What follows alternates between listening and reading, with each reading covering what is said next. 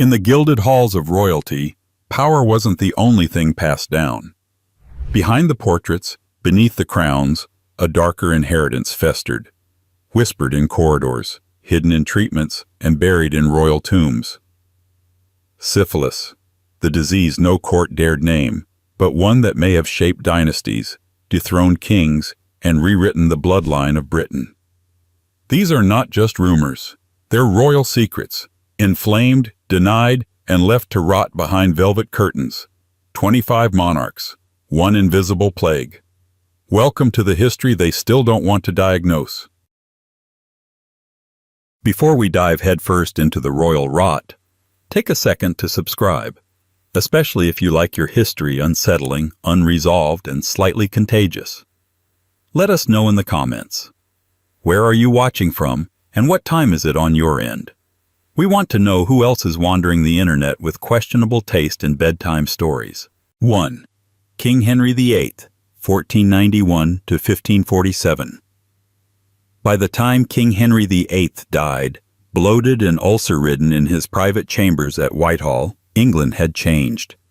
The monasteries were gone, the papacy was excommunicated, and 6 women had played roulette with a royal wedding ring.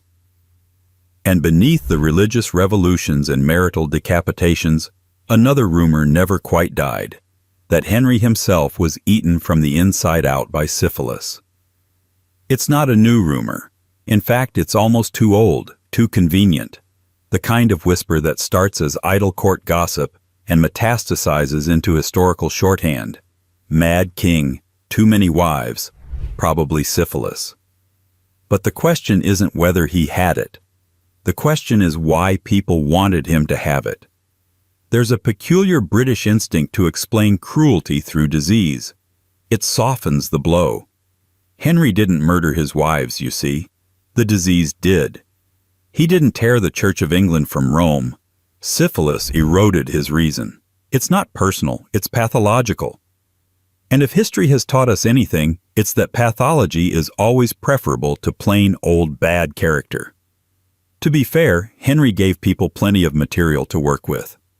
In his later years, his body collapsed into itself like a rotting empire. Chronic leg ulcers, mysterious headaches, fits of rage, memory loss, paranoia, weight gain that could terrify gravity.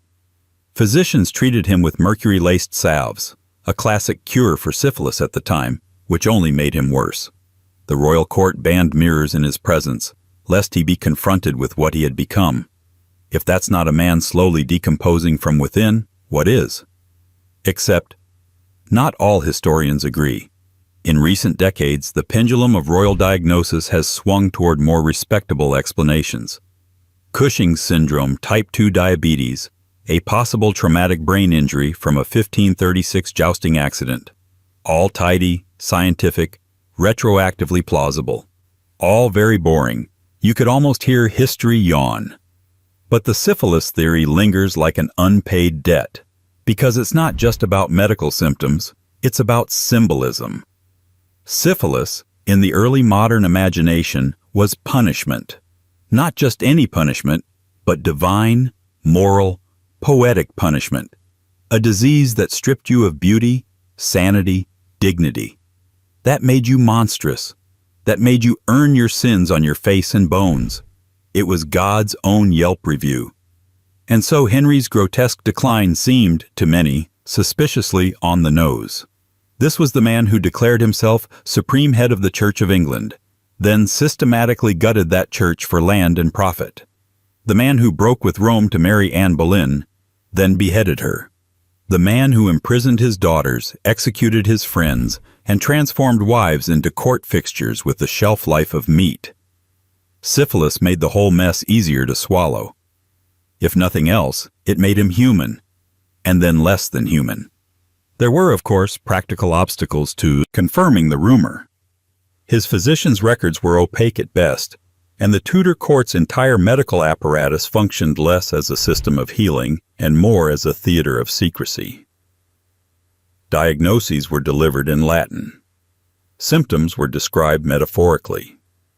Treatments were done behind closed doors with royal apothecaries and alchemists whose job was less to cure and more to conceal. In that climate, an ugly truth, especially one involving genitals, had no chance of escaping the velvet curtain. And yet Mercury keeps showing up, not just in Henry's chambers but in his court's prescriptions, salves, and antidotes. It was the go-to treatment for syphilis throughout Europe, applied topically, injected subcutaneously, or, if the poor soul was especially unlucky, boiled into steam and inhaled in closed rooms. That's the part they never put in the official portraits. So maybe he didn't have it, or maybe he did, but the diagnosis was buried 6 feet deep in an era that fed on denial. What's fascinating isn't the answer. It's the way the question refuses to die. Even 5 centuries later, we can't help but look at that smirking portrait of Henry in his prime, velvet sleeves bulging, codpiece front and center, and think, this man was not well. And maybe that's the true mark of his illness, not what he suffered, but what he made others suffer under the illusion of divine right and personal invincibility. A king who believed himself too powerful to rot, until he did. But if Henry was the disease, who did he infect? The next royal on our list inherited no crown, yet his reputation died just as mysteriously, and his body, some say, showed the same silent symptoms. 2. King Edward IV, 1442 to 1483. There are kings who die in battle, swords drawn, banners raised, remembered for their glorious exits. And then there's Edward IV, who died quietly, inconveniently, and suspiciously young, at the age of 40. No arrows, no final speeches, no noble wounds to mythologize. Just gone. And in his absence, a void, quickly filled by whispers. For centuries, Edward's death was attributed to a fever, or exhaustion, or pneumonia, depending on which chronicler you preferred and which political faction paid their salary. But in 2023, a controversial academic paper resurfaced a theory that had long simmered beneath the surface. What if Edward IV didn't just die? What if he decayed? The claim was bold. It framed his abrupt deterioration not as the result of overwork or bad weather, but as the slow, corrosive collapse of late-stage syphilis. Specifically, tertiary syphilis, the kind that chews through your nervous system like royal woodworm, silently, persistently, and with ironic precision. And it wasn't just modern speculation. Contemporary observers noted that Edward, once praised for his towering physique and golden looks, began to suffer from recurring skin lesions and debilitating fatigue in the last years of his reign. He had once been the Adonis of the Yorkist cause, 6'4", strikingly handsome, a king whose very appearance was said to inspire battlefield loyalty. By 1483, he had become something else, bloated, worn, unsteady. Then there were the habits. Edward was known for his lavish indulgences, in food, in drink, and in women. A man of dissolute habits. According to more than one chronicler, he fathered numerous illegitimate children and maintained a private life that, even by 15th century standards, raised eyebrows. And while promiscuity is not proof of illness, it certainly oils the wheels of rumor, especially when your sudden death is accompanied by an official silence so loud it practically screams. The royal accounts from his final days are riddled with euphemisms. No explicit cause of death is listed, no detailed autopsy recorded, just a brief, almost embarrassed announcement that the king had expired, and then a mad dash for succession, which conveniently shifted public attention to the fates of his sons, the ill-fated princes in the Tower. But certain details, left behind in diaries, letters, and foreign dispatches, remain hard to ignore. Reports of the king's sores, references to plasters and ointments of curious composition, and not-so-subtle remarks about his restless nights. Court physicians, when they are mentioned, are described as treating him with elemental tinctures, likely a coded reference to mercury, the reigning wonder drug of the venereal age. And let's talk about mercury for a moment. If a king was being treated with it, there were only two likely possibilities: alchemical dabbling or venereal disease. Edward IV wasn't an alchemist. He was, however, a man whose lifestyle practically invited medical consequence. Even the foreign courts, who often knew more than their English counterparts, were puzzled by his decline. Ambassadors noted his changing appearance, his isolation, and the sudden acceleration of his illness in early 1483. Some letters from the Burgundian court refer cryptically to the wasting affliction of the English king, a phrase as poetic as it is ominous. Still, no diagnosis was ever made public, no confirmation. Only the quiet burial of a king who had once been larger than life, and who left behind a kingdom teetering on civil war. And perhaps that's why the syphilis theory persists, because it explains the otherwise inexplicable.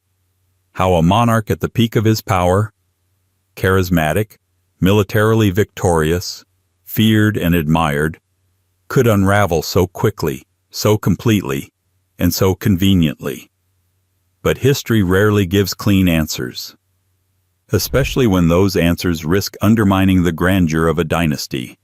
The Yorkist legacy required a strong Edward, a virile Edward, a man whose death was tragic, not embarrassing.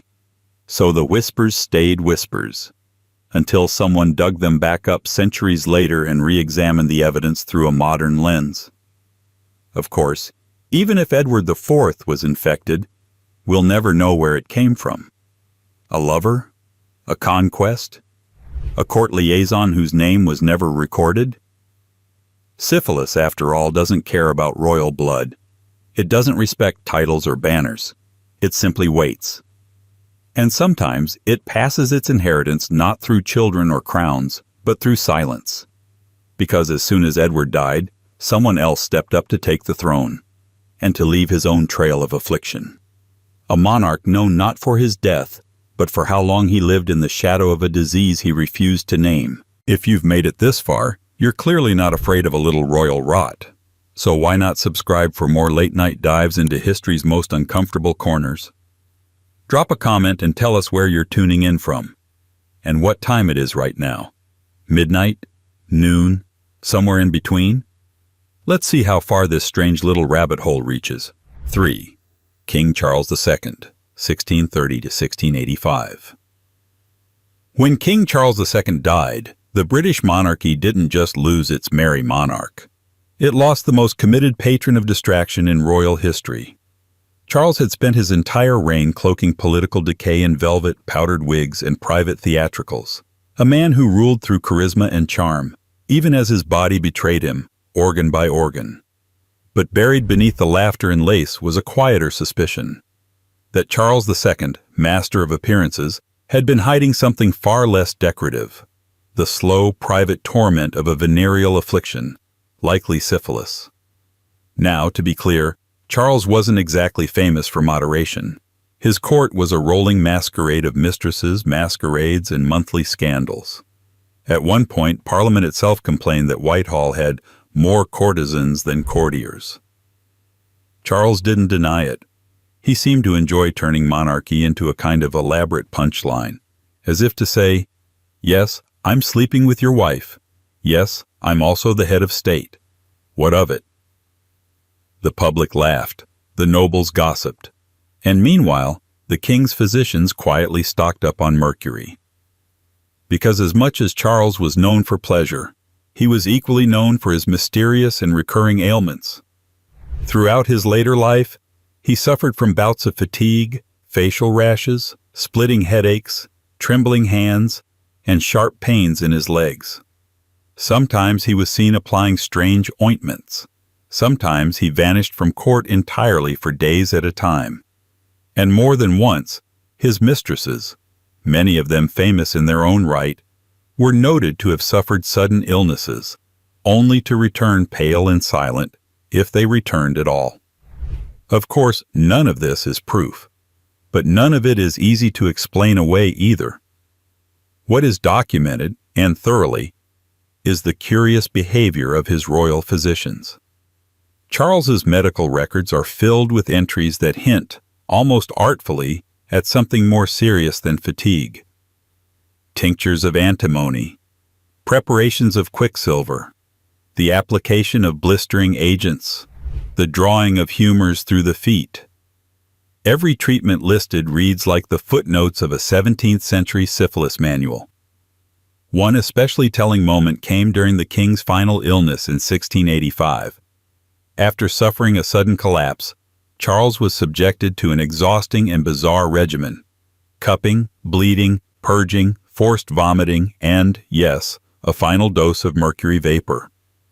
To his credit, he reportedly thanked his doctors for their trouble, just before dying under their care. Historians have long debated the cause of death. Apoplexy was the official explanation. Some modern analysts propose chronic kidney failure or even poisoning. But among the darker theories is this: that Charles, who spent his youth in exile and his adulthood in excess, may have contracted syphilis early in life, and spent the remainder of it outpacing the consequences until they caught up with him in the most theatrical way possible. There are hints even in his own letters. One particularly odd line, written during a minor illness, refers to "my troublesome inheritance from France," a poetic turn of phrase, or a nod to the era's popular term for syphilis, the French disease. And Charles did love France. His mother was French. His favorite mistresses were French. His political leanings, when not swayed by Parliament's purse, often tilted toward Paris. But even more than that, Charles loved ambiguity. He never confirmed, never denied, never explained. When accused of Catholic sympathies, he converted on his deathbed. When accused of political inconsistency, he grinned and deflected. When accused of fathering over a dozen illegitimate children, he shrugged and said, "Odds fish, a king must do his duty." It would be entirely in character, then, for Charles to suffer in secret while performing joy in public. A king as performer, as illusionist, as misdirection incarnate. But if Charles was hiding an affliction, he wasn't doing it alone.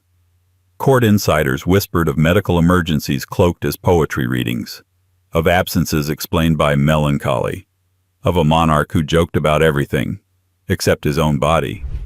And as the Restoration bloomed around him, with theaters reopening and Puritans fleeing back to their quiet corners, Charles continued to laugh, drink, and make the monarchy look, if not wholly, at least entertaining.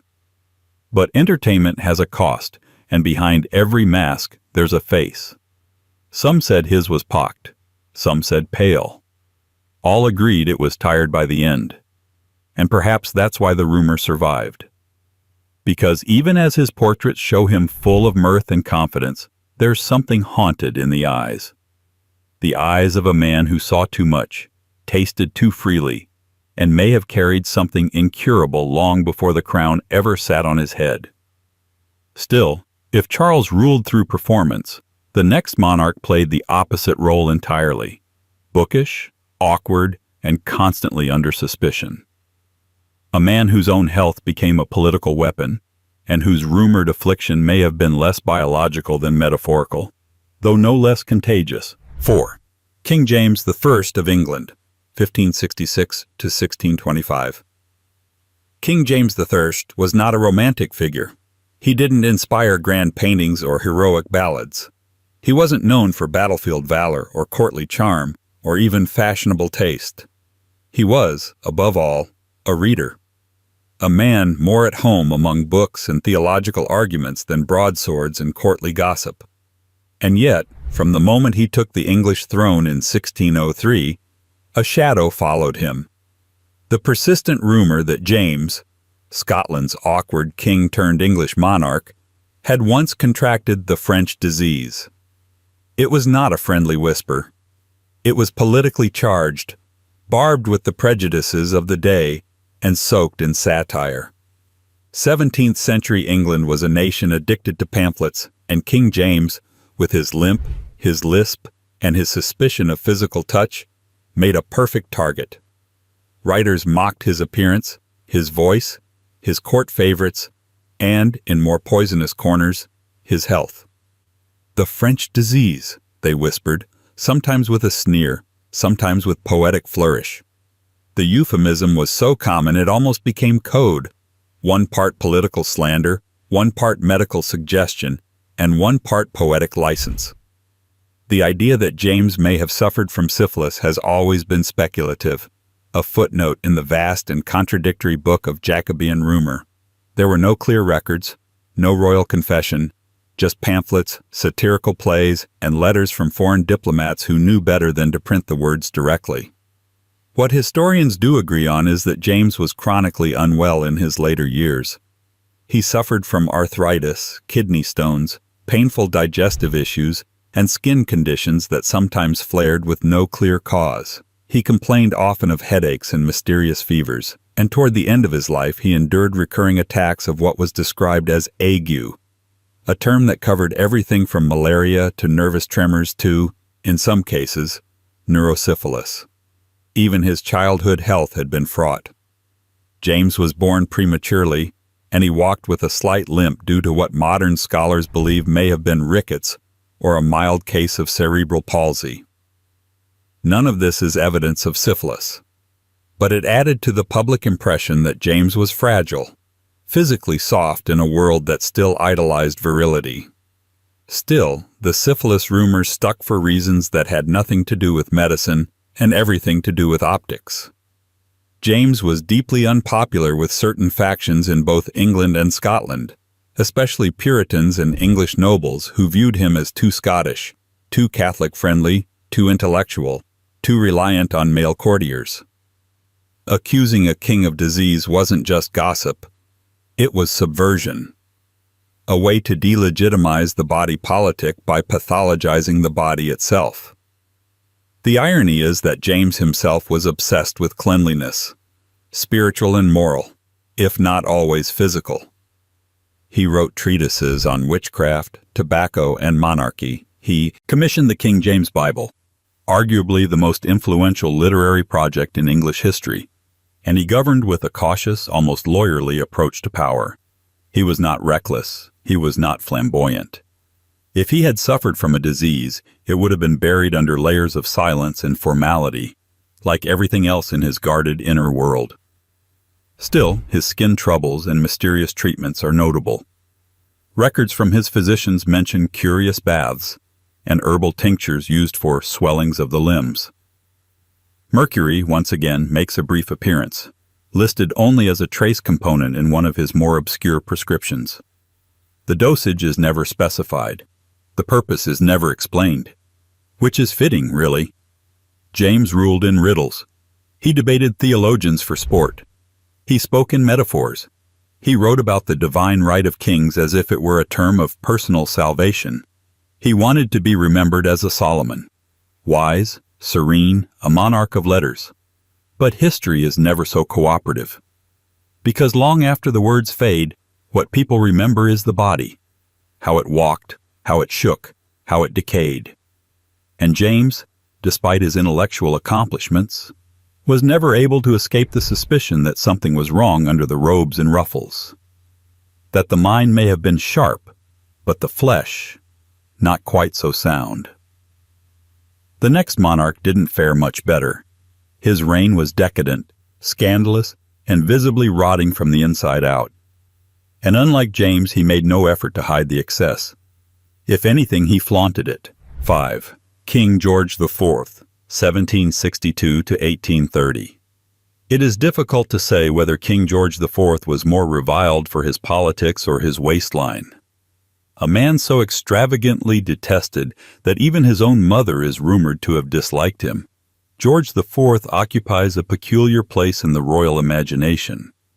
Not quite a villain, not quite a fool, but something worse. A man whose life spiraled into such garish self-indulgence that it seemed to mock the very idea of monarchy. He was crowned late, ruled briefly, and scandalized constantly. And among the many rumors that trailed him, of affairs, debts, disguises, and disastrous marriages, one lingers with a strange persistence, that in his early years, George contracted a venereal disease. More specifically, syphilis. The official records, as usual, say nothing directly. They never do. But the unofficial accounts, the journals, private correspondence, and carefully worded physicians' notes tell a more ambiguous tale. In his youth, George was known to frequent the darker corners of Georgian London. Not just the salons and theaters, but the clubs that required no invitation and offered no protection from consequences. He pursued relationships with courtesans, actresses, dancers, and anyone else who caught his attention. And he had the money, or at least the borrowed appearance of it, to make sure attention was paid in return. Biographers from the 19th and 20th centuries regularly noted that George was treated throughout his life for various indispositions, a phrase that often masked far more than it revealed. What we know with some certainty is that he was frequently unwell.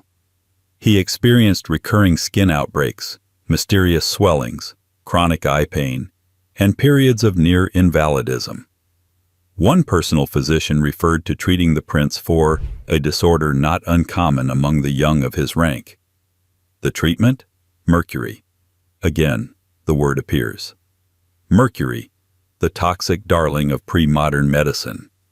It was the go-to remedy for syphilis across Europe, despite its own long list of side effects, including tremors, gum disease, and neurological decline.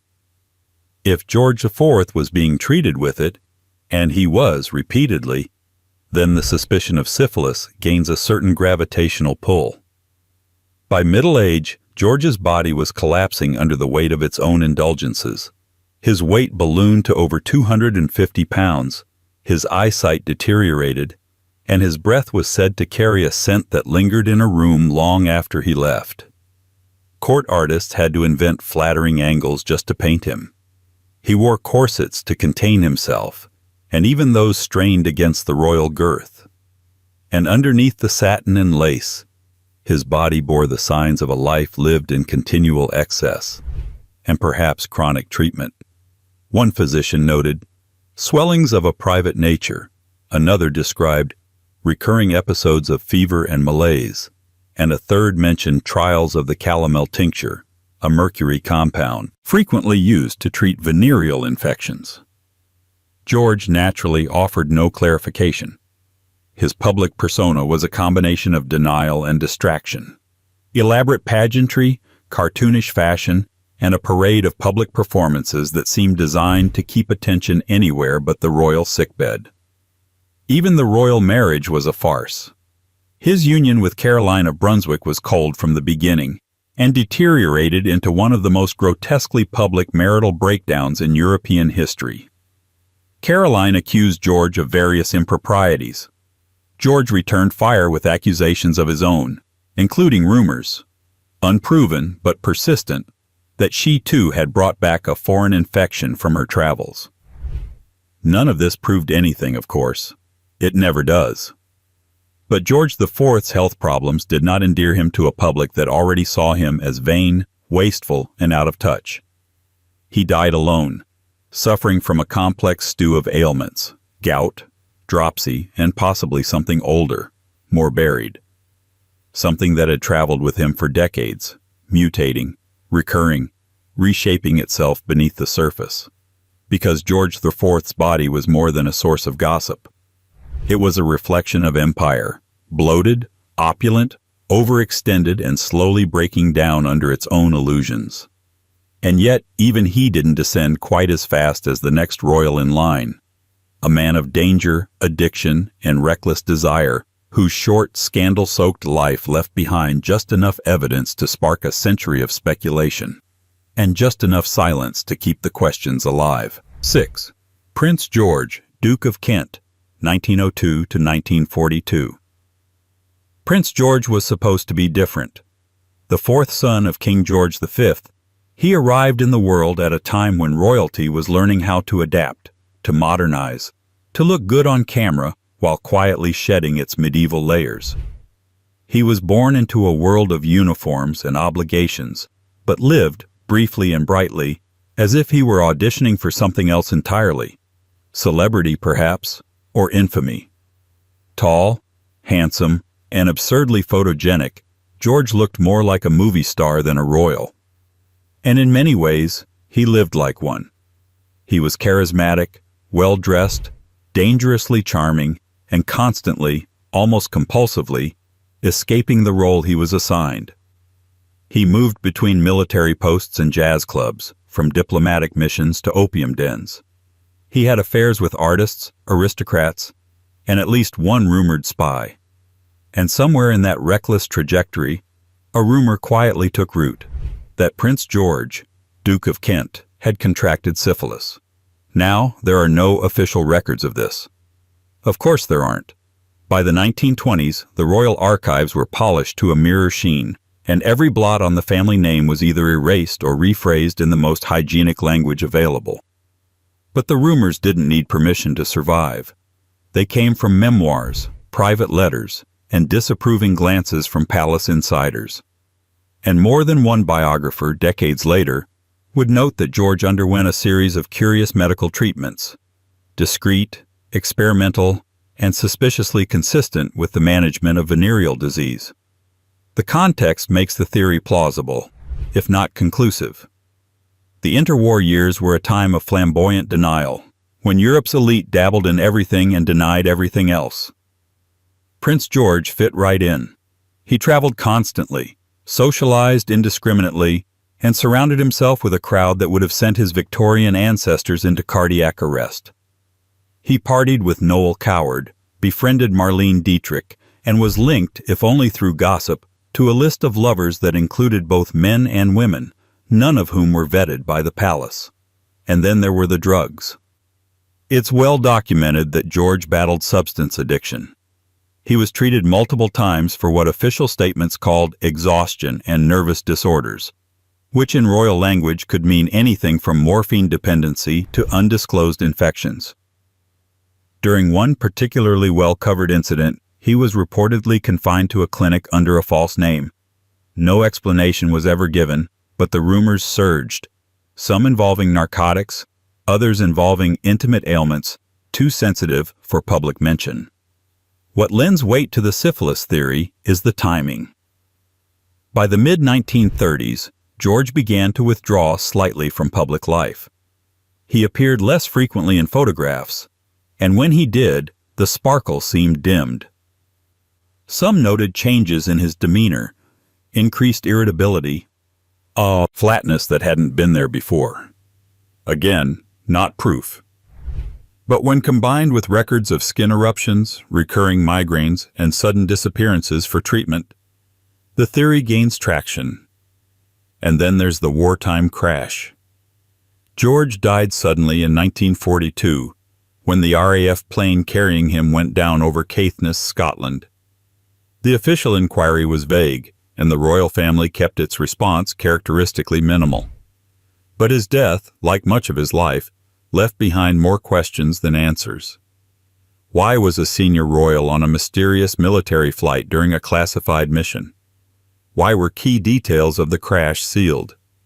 And why, in the days before his death, had he been reportedly suffering from what one friend called a resurgence of his old illness? Even the way the press handled his death was strange. Obituaries focused on his good looks, his naval service, his patriotism, but avoided, at all costs, the messier threads of his personal life, the affairs, the clinics, the health.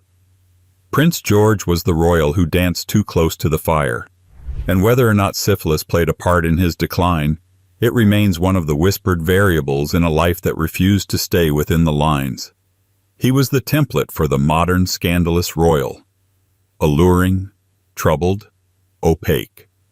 And his story leads us to a royal even more mysterious, a young prince whose death was just as sudden, just as unexplained, and whose name would later be stitched into conspiracy theories involving murder, madness, and a disease too shameful to be mentioned in public. 7. Prince Albert Victor, Duke of Clarence, 1864 to 1892.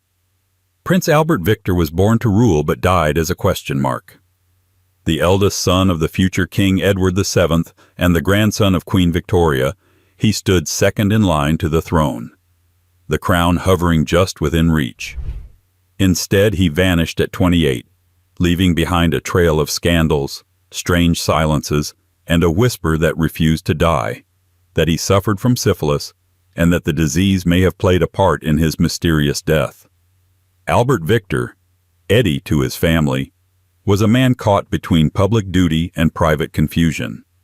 From the moment he entered adulthood, he seemed ill at ease in his role.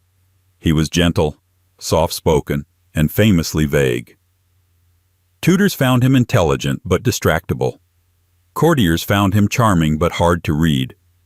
And biographers then and now have found him impossible to pin down. He was either the sensitive heart of the Victorian monarchy or its most tragic liability. What's certain is that his reputation suffered from proximity. As a young man, he was linked, not always fairly, to a number of controversies, including one that threatened to bring down the monarchy altogether, the 1889 Cleveland Street scandal. A high-profile case involving an illegal male brothel and several figures close to the aristocracy, the scandal sent shockwaves through Victorian society. Albert Victor was never officially named in the inquiry, but his name surfaced often enough in anonymous letters and press insinuations that damage was done. Whether or not he was involved, the perception stuck, that the heir to the throne had been dangerously close to something unspeakable. Around this time, another rumor began to circulate, more private but just as corrosive, that Albert Victor had contracted a sexually transmitted disease, possibly syphilis, from his escapades in London's underworld. The symptoms, according to whispers from court insiders and retroactive medical speculation, aligned with what followed. Over the next few years, Albert Victor's health became a subject of quiet concern. He suffered from bouts of lethargy, unexplained fevers, and fainting spells. His engagement to Princess Mary of Teck, later Queen Mary, was announced in December 1891. Just a few weeks later, he was dead. The official cause of death was pneumonia, contracted during a severe influenza outbreak that swept through Sandringham. But the speed of his decline raised eyebrows. Within days of falling ill, Albert Victor was bedridden, delusional, and then gone. Some speculated that influenza alone couldn't account for the rapid deterioration. Others noted the timing, and the uncanny way his death seemed to erase the mounting pressure on the royal family to explain his associations and behavior.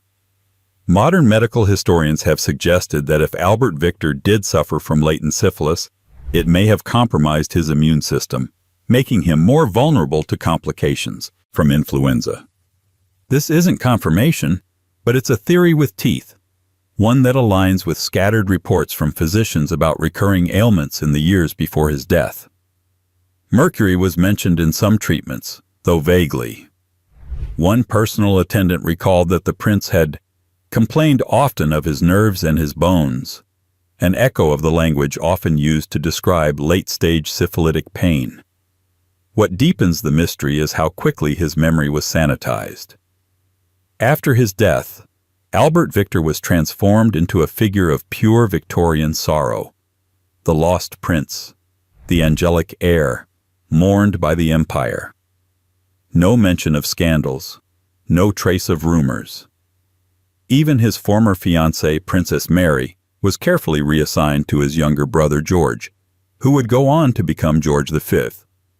The crown moved on, efficiently, as if Albert Victor had simply been a rehearsal for something more stable. But the rumors didn't die. In fact, they evolved.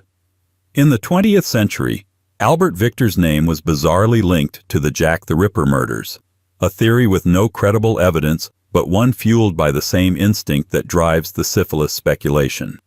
That behind the royal facade lurked something darker, something damaged, something desperately hidden. Whether Albert Victor died of the flu or something more shameful, his life remains a portrait of contradiction. Privilege without power, visibility without clarity. And the next monarch on our list followed a similar pattern. A king whose public image was spotless, but whose end hinted at a disease that had no respect for crowns, treaties, or official narratives. 8. King William III, 1650 to 1702. King William III, co-ruler with Mary II and architect of the Glorious Revolution, is rarely remembered for his health. More often he's cited for his Protestant credentials, his military campaigns against Catholic France, and his role in shaping constitutional monarchy. But underneath the weight of political theory and war strategy lies a much quieter thread, one woven through with whispers of mysterious ailments, unexplained treatments, and a euphemism that haunted the 17th century, morbus gallicus. The Latin phrase was polite court code for syphilis, the French disease, and William's name appears alongside it more than once in European court correspondence, particularly among Dutch sources who knew him best. These weren't formal diagnoses, of course. They were letters, notes, and bits of gossip written in careful terms. But in the days before disease could be confirmed by lab tests, rumor was its own form of diagnosis, and William was surrounded by it. To understand why, we need to begin with the circumstances of his life. William of Orange was not a robust man. Even as a child, he was frail, asthmatic, and often bedridden. He suffered from chronic respiratory problems, a thin frame, and a sallow complexion. His adult life brought little improvement. Portraits of him, especially compared to his more traditionally healthy contemporaries, show a figure perpetually worn down, eyes dark, posture tense, energy diminished. What drew attention, however, was the strange combination of his symptoms and his treatments. Throughout his adult life, William endured persistent facial eruptions, muscle pain, and fatigue, all common symptoms of tertiary syphilis. His physicians prescribed mercury on more than one occasion, though the records, as usual, are deliberately vague. The official justification was often rheumatism or nervous agitation, the catch-all terms for everything and anything physicians didn't dare name. Still, mercury was not typically used for these conditions, unless another more taboo diagnosis was being treated quietly. Complicating the story is William's personal life, which offered fuel for speculation. He and Queen Mary II were married, yes, but by all contemporary accounts, it was a political match rather than a romantic one. After Mary's death, William remained unmarried, preferring the company of a small group of male courtiers. While some historians interpret this as emotional closeness, others note that it gave rise to a persistent background noise of scandal. And with scandal came whispers of vice, and with vice came assumptions of disease. One particularly biting pamphlet published during William's reign accused him of being plagued within and plagued without, a turn of phrase that was widely interpreted to imply both political troubles and physical affliction. His enemies in France, never known for subtlety, openly accused him of carrying the mal français, though this was dismissed by his supporters as propaganda. Yet even propaganda has roots, and the fact that this particular insult stuck suggests it struck close to a perceived truth. William's final years did little to dispel the rumors. In 1702, he died after complications from a fall off his horse, officially attributed to pneumonia brought on by the resulting fever. But in the weeks prior to his death, observers noted he had become increasingly pale and lethargic, with one Dutch visitor describing him as a man already fading before the blow. Whether his immune system was weakened by a lifelong illness is unclear, but his body, it seems, had been declining long before the saddle gave way. And perhaps that's the pattern worth noticing. With so many royals, the question of syphilis isn't confirmed through records. It's traced through silence, through euphemisms, odd treatments, sudden disappearances, and the kinds of medical notes that say everything except the thing that matters. William III left behind no heirs, only a legacy of constitutional reform and battlefield victories. But his reign also marked a shift, from absolutism to accountability, from divine right to legal precedent. Still, some truths remained untouched, immune even to Parliament, and the mystery of his health like so many royal ailments, remains tucked inside the folds of history, right next to the mercury jars. The next royal didn't enjoy the same historical insulation. His life, like his affliction, was both whispered and witnessed, and his illness was hinted at not only in his body, but in the changing shape of the monarchy itself. 9. Prince Augustus Frederick, Duke of Sussex, 1773 to 1843. Prince Augustus Frederick was the sixth son of King George III, which meant he was born close to the throne but never near enough to touch it. In many ways, his was a life of inherited contradictions. A man of royal birth who spent much of his time pushing against the palace walls. He was liberal in politics, eccentric in habits, and quietly at odds with the royal conventions that bound his brothers. And like many royals in this list, he carried with him a strange cloud of rumor that he had been treated, discreetly and repeatedly, for a venereal disease, possibly syphilis. Of all the royal siblings, Augustus was the most politically progressive. He supported Catholic emancipation, championed the abolition of slavery, and even pushed for the repeal of restrictive marriage laws, a subject he knew intimately, having defied them himself. His first marriage, to Lady Augusta Murray, was conducted in secret and later annulled under the Royal Marriages Act. His second, to a Catholic widow, was similarly disqualified.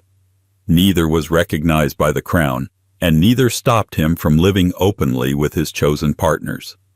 These decisions scandalized the court but endeared him to the public, who saw in Augustus a kind of unfiltered humanity rarely glimpsed in the royal bloodline. But with that humanity came the kinds of private troubles rarely mentioned in official biographies. From early adulthood, Augustus was plagued by recurring ailments that defied easy explanation. He suffered from persistent pain, swelling in the joints, and episodes of extreme fatigue. He was prescribed a variety of treatments, including, most notably, mercury-based preparations. This last detail may not stand out to a modern reader, but in the early 19th century, mercury was the standard and often brutal treatment for syphilis. It was used in ointments, pills, inhalants, and even as a purgative. Its presence in a royal medical regimen, while not definitive proof, strongly implies that the illness being treated was considered too sensitive for open discussion. Several personal letters from within the Sussex household refer to the prince's recurring condition and a most unfortunate relapse. One physician, in a note preserved ironically, not in Britain but in a Swiss archive, wrote of a chronic affliction of the blood and bone requiring the usual mineral correction. Another referred to a secret pain. The language, as always, is indirect. The implication, less so. Augustus, to his credit, never sought to portray himself as faultless. Unlike his more image-conscious relatives, he accepted his status as a minor royal and leaned into the freedoms that offered. He lived largely outside the day-to-day workings of the court, took up patronages of arts and sciences, and surrounded himself with thinkers, musicians, and reformers. He wore a beard, a rarity at the time, and developed a reputation for being opinionated, odd, and intellectually curious. In short, not the kind of man likely to issue denials or chase down rumors. That's part of what makes the syphilis speculation so slippery in his case. Unlike others on this list, Augustus didn't need to maintain a spotless public image. He wasn't expected to be king, or to marry strategically, or to embody some sterile Victorian ideal. If anything, he relished being the royal outlier, which means that if he was treated for syphilis, he may never have felt the need to explain it. Still, the timing and persistence of his health troubles, coupled with the specific treatments he received, make it difficult to dismiss the theory entirely, particularly when viewed in the context of other royals of the era, many of whom suffered in silence, hidden behind euphemisms and strategically vague obituaries. Prince Augustus died in 1843 at Kensington Palace. He was buried with relatively little fanfare, remembered more for his charm and liberal values than his lineage. But among the quiet shadows of his life, the annulled marriages, the medical notes, the quiet disappearances from court, remains a possibility that ties him to a longer, murkier history of royal afflictions. And just beyond his era stood another king, loud, brash, and more brazen than Augustus in every imaginable way. A man whose legacy was one of excess, illegitimacy, and whispered ailments, including perhaps the same one that shadowed his younger brother's life. 10. King William IV, 1765 to 1837. By the time King William IV took the throne in 1830, he had already lived more of a life than most royals dared. A naval officer by training and temperament, William was nicknamed the Sailor King, and his reign, brief, blustery, and politically pivotal, followed a youth spent sailing, swearing, and scandalizing his way through the British Empire. He came to power unexpectedly, after the death of his elder brother George IV, and governed like a man who knew the job hadn't always been meant for him. But before the crown, before the reforms, before the late-stage statesmanship, there was the matter of William's reputation, and the persistent rumor that he carried with him a disease acquired long before he ever wore robes of state. Syphilis, to be precise, or as it was often euphemistically called at the time, the affliction of sailors. And William had certainly earned the nickname. His early naval career took him across the world, and with it came the same liberties and risks that defined many British officers of the age. Royal Navy ports were legendary for their lack of moral supervision, and William reportedly enjoyed his freedom to the fullest. He lived for over 20 years with the Irish actress Dorothea Jordan, with whom he had at least 10 illegitimate children, the Fitzclarences. He was candid about their existence, less so about the consequences that might have accompanied such an energetic personal life. Medical records from the era, as usual, are thin on confession, but thick with implication. William reportedly suffered from recurring rheumatic episodes, unexplained skin conditions, and chronic fatigue. Physicians prescribed mercury-based preparations multiple times during his middle years, a fact that once again cannot be ignored. Though mercury was occasionally used for general maladies, it was most closely associated with the treatment of venereal diseases, particularly syphilis. Some of the treatments were delivered during sudden, unexplained withdrawals from public life. One report from a courtier noted that William had taken to his rooms with great discomfort and swelling, and a letter from a political associate described the king as being under the influence of the physician's metals, a likely reference to mercury. These moments, rarely elaborated on in official correspondence, contribute to the broader speculation that William was managing more than just age-related decline.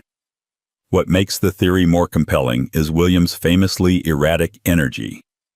In his youth, he was described as impulsive, reckless, and emotionally unpredictable, all qualities that could be attributed to personality, but which late-stage historians have occasionally reconsidered as possible symptoms of deeper medical issues.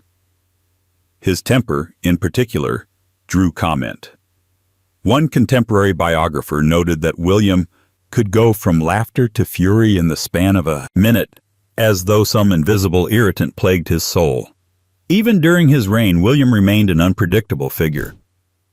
He would sometimes burst into parliamentary debate uninvited, deliver off-the-cuff political speeches, and rail against his ministers with theatrical flair. His reign saw the passage of the Reform Act of 1832, a major step toward modern British democracy, but also saw the king veer wildly between reformist ideals and conservative backlash, confusing allies and enemies alike. He died in 1837, aged 71, after a period of prolonged illness. The official cause was heart failure and pneumonia, but his final years were marked by repeated infections and increasing frailty. Those who knew him described a monarch worn down not just by age, but by something older, something that had lingered quietly since his youth and took its toll with slow, deliberate patience. And perhaps that's the most common thread in these royal stories: a hidden presence. A condition that didn't always announce itself, but shaped lives nonetheless. Politically, emotionally, physically. William IV, for all his faults and theatrical behavior, was remembered with a curious fondness by many. He was unfiltered, unusual, and oddly open, a monarch who didn't seem to care much about appearances. But his body may have cared more than he let on. The next royal on our list shared William's taste for power and outbursts, but not his ability to laugh them off.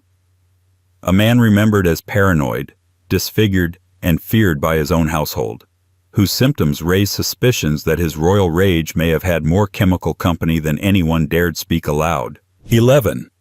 Prince Ernest Augustus, Duke of Cumberland, 1771-1851. Prince Ernest Augustus, the fifth son of King George III and future King of Hanover, was never a man who inspired public warmth. In fact, he seemed to relish his unpopularity. Where his brothers dabbled in charm or eccentricity, Ernest chose severity. He was blunt, rigid, and possessed of a gaze that courtiers described as unblinking and unwelcome. And by the time he aged into power, he carried more than just political baggage. Whispers followed him of disfigurement, unpredictable outbursts, and an ailment he neither confirmed nor denied. For over a century, one question hovered in the margins of his record. Did Ernest Augustus suffer from syphilis? If he did, the signs were scattered, but they were not invisible. Portraits of the prince, especially those later in life, show a face marked by more than time. His skin had a rough, almost scarred quality. His right eye was nearly blind by middle age. Servants reported that he wore heavy makeup to conceal pitting and discoloration, though no court artist dared paint it as such. More than one personal valet noted episodes where the prince's temper flared with little warning, often followed by what one called fits of retreating quiet, as if exhausted by his own body.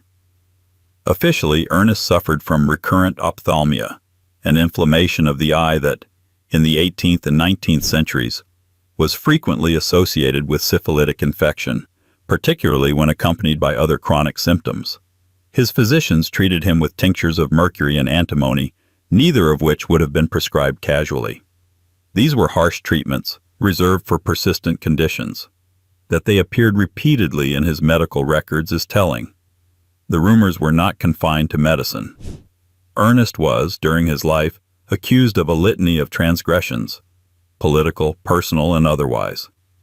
Some were almost certainly false, the product of his unlikable demeanor and unyielding conservatism. Others, however, gained traction because they were supported by curious silences from the royal household. Allegations of cruelty to staff were met with minimal comment. Stories of long absences from court were chalked up to ill health, though the nature of the illness was never defined. A German courtier once wrote that the Duke of Cumberland is known to the physicians of London better than to its parliament. Even among his own family, Ernest was regarded with a certain distance. His siblings treated him more as a legal problem than a brother. George IV barely spoke of him. William IV disliked him openly, and Queen Victoria, when she ascended the throne and he became King of Hanover, described him as a dark star orbiting a distant and less civilized planet. Though this was surely political in tone, it also reflected how physically and symbolically Ernest had drifted from the central family narrative. The combination of blindness, facial damage, unpredictable behavior, and harsh chemical treatments is circumstantial but compelling. There are no diaries where he confesses to a diagnosis.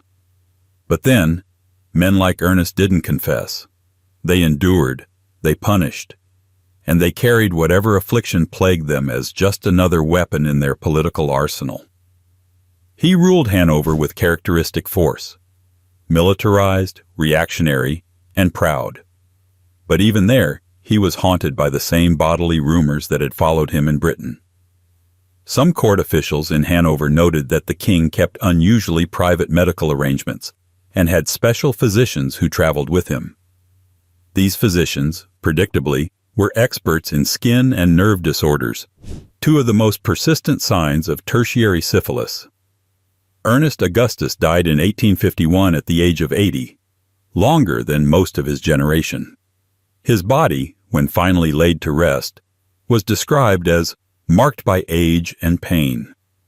No one elaborated. No autopsy report was made public. The House of Hanover moved on without further questions. But his legacy was never quite clean, because his reputation, like his rumored illness, was something passed down, ugly, unshakable, and buried just deep enough to avoid official acknowledgement. And the next king in our chain, an earlier monarch, also left England for a crown elsewhere, but not before dragging along with him a reputation steeped in both scandal and secrecy and a disease no one dared name aloud. 12. King George IV, 1660 to 1727. King George III was never meant to be beloved, and he seemed perfectly fine with that. When he arrived in England in 1714 to assume the throne as the first Hanoverian king, he brought with him little English, less charisma, and absolutely no desire to charm his new subjects. His court was cold, his tastes were foreign, and his reputation was, in both Britain and Germany, wrapped in political calculation and whispered scandal. Among those whispered scandals was one that followed him for decades, long after his death, that both he and his estranged wife, Sophia Dorothea of Schelle, had contracted the pox, the 17th century umbrella term for what was often syphilis.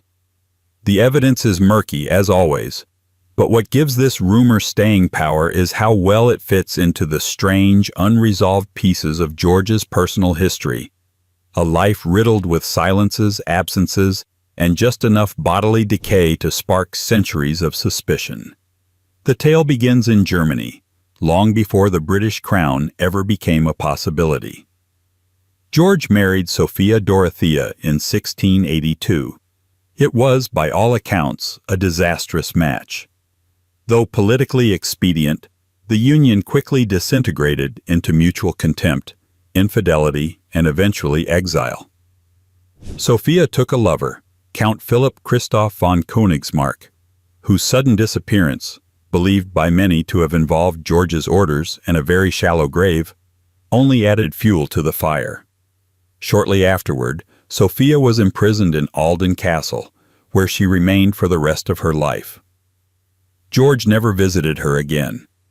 Publicly, her confinement was justified by her adultery and the disgrace it brought to the family. But privately, a more salacious theory emerged, that both George and Sophia had contracted syphilis during their marital collapse, and that her confinement had more to do with shame and secrecy than justice. Medical records from Hanover, scattered and sanitized, note that George suffered from a persistent affliction of the skin and joints. Treated with a series of mineral therapies, a term that nearly always signals the use of mercury. He also had long-standing cardiac and circulatory issues, as well as facial tremors in his later years that some described as unnerving to witness.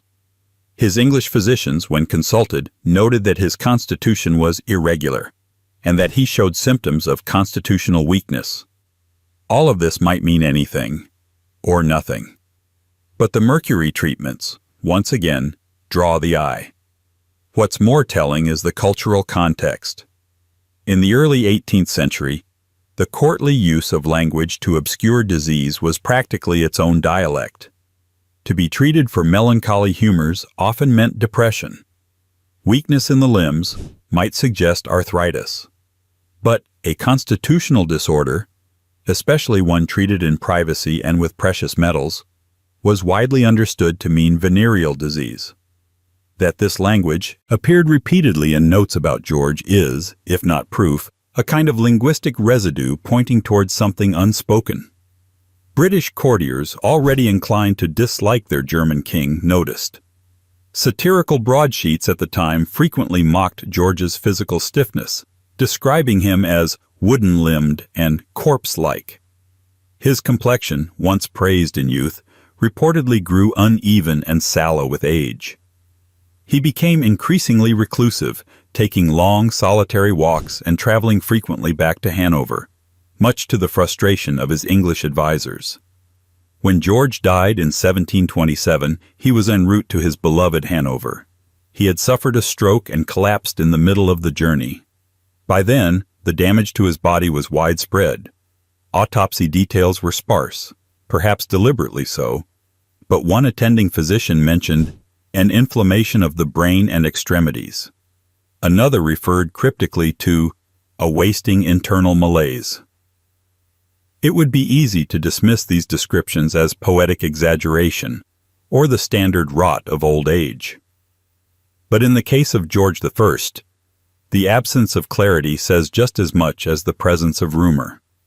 His body, like his legacy, was kept behind walls, distant, difficult, and defined more by what it concealed than what it showed. And so the chain of royal silence continued. The next monarch on our list, a woman this time, wore her illnesses like her reign, long, painful, and hauntingly unexplained. A queen whose tragic motherhood was marked by 17 pregnancies and 0 surviving heirs, and whose lifelong suffering raised questions that modern doctors are still trying to answer. 13. Queen Anne, 1665 to 1714.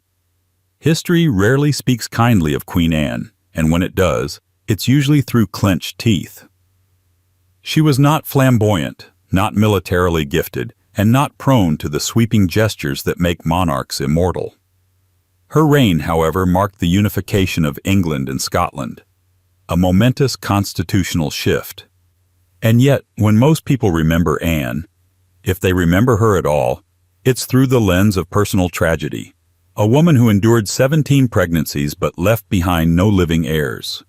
Behind that number, 17, lies an ocean of speculation. Miscarriages, stillbirths, infant deaths. A child who lived to age 11 and then died of hydrocephalus. The brutal repetition of loss gave her reign a shadowed quality. But alongside the emotional weight came a medical mystery. Why did Anne, relatively young and from robust royal stock, experience such a relentless string of reproductive failures? Modern historians and physicians have offered theories. Lupus, antiphospholipid syndrome, autoimmune disorders. But one of the older, and more controversial, hypotheses suggests something darker, that Anne may have suffered from congenital syphilis, or at the very least, been affected by its presence in her family line. The theory is based not on confirmed medical records, those are sparse, but on symptoms that add up like quiet clues. Anne suffered from chronic leg swelling, joint pain, and fatigue from her early 20s onward. By middle age, she was often carried in a sedan chair, unable to walk without assistance. She lost her teeth prematurely.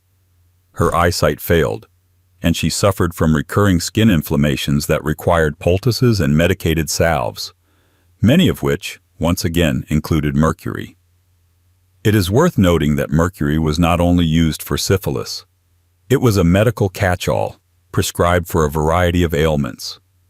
But the specific preparations Anne used, often involving calomel and sublimate mercury mixed with fat-based ointments, strongly resemble those used to treat syphilitic ulcers and secondary skin outbreaks. Add to this her reproductive history, and the pattern grows harder to ignore. Some modern physicians have floated the idea that Anne may have been infected in utero.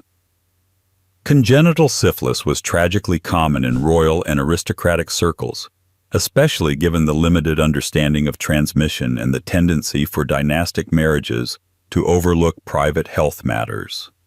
If her mother or father had been exposed, even years prior, it's conceivable that Anne's own health was compromised from birth.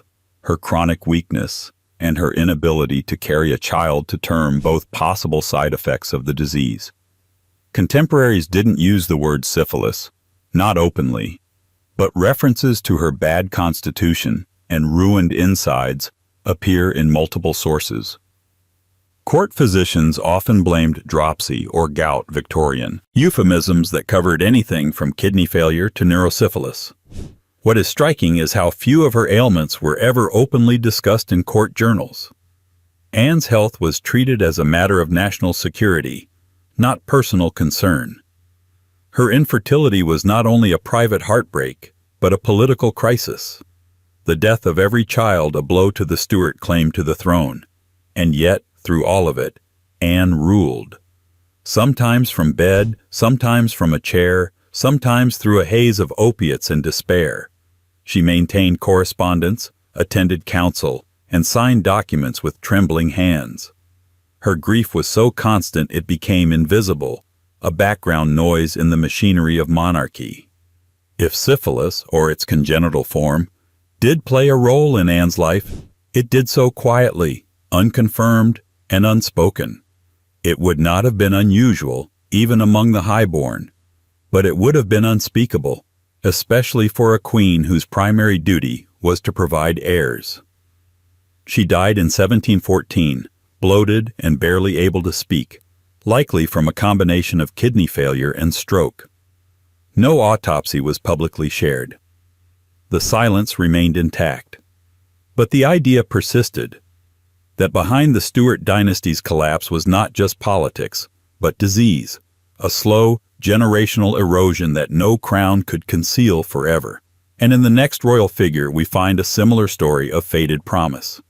A prince raised with expectations, embroiled in scandal, and described in letters with euphemisms that hinted at an affliction far more common and far more inconvenient than anyone at court dared to admit. 14. Prince Frederick, Duke of York, 1763 to 1827. If history remembers Prince Frederick at all, it's usually with a shrug, the kind of nod reserved for men who were supposed to be important but ended up mostly decorative. As the second son of King George III, Frederick was heir presumptive for most of his life but never king. Instead, he became commander-in-chief of the British Army, a reformer of military discipline, and, in time, the unwilling centerpiece of a scandal that would tether his name to whispers of corruption, mistresses, and, quite possibly, syphilis. Outwardly, Frederick was every bit the royal prototype, tall, broad-shouldered, serious in posture and speech. He took his role seriously, especially his military duties, and became a champion of modernization in an army still haunted by the ghosts of 18th-century incompetence. But while his uniform public persona projected stability, his private life was far more erratic. And as ever, it's in the cracks between those two images that the rumors begin to slip through. Frederick's most public entanglement was with Mary Ann Clark, a well-known courtesan who lived with him for several years and, by most accounts, wielded more influence than was officially tolerable. In 1809, Clark was accused of selling army commissions with the prince's knowledge, a scandal that set Parliament ablaze and led to public outcry. Frederick was forced to resign his military post, though he was later reinstated, and the affair introduced the public to the messy intersection between power, sex, and money at the heart of the royal household. But buried in the transcripts and testimony was a more persistent detail, that Frederick had been undergoing repeated treatments for a disorder, the nature of which was never spelled out, but which, according to later biographers, bore all the markers of a venereal infection. Specifically, the records referred to mercury-based ointments, administered by his personal physician, as well as periods of unexplained illness, absences from court, and increasingly erratic physical health. Those around him began to take note. Letters from court insiders describe great distress of the limbs, sores that will not close, and a most sullen temperament in his Royal Highness, brought on by his indisposition. These might sound like generic aristocratic grumbles, but in the coded medical language of the early 19th century, they amount to something close to a diagnosis. And then there is the matter of Frederick's marriage, or more precisely, the hollow shell of it. He married Princess Frederica of Prussia in 1791, a union arranged to shore up alliances and restore the Hanoverian reputation. But the marriage was, by all accounts, a complete failure. The couple separated almost immediately after the ceremony and lived apart for the remainder of their lives. They had no children, and Frederick never pursued any formal efforts at reconciliation. While many royal marriages were distant or cold, this one stood out for its clinical detachment. Some historians have speculated that Frederick may have been physically incapable of consummating the marriage due to an untreated infection, or that he chose to distance himself to avoid passing on something incurable. It's speculation, but not ungrounded. The same mercury preparations and medical euphemisms that shadowed his court life were used, without variation, in cases of secondary or even tertiary syphilis.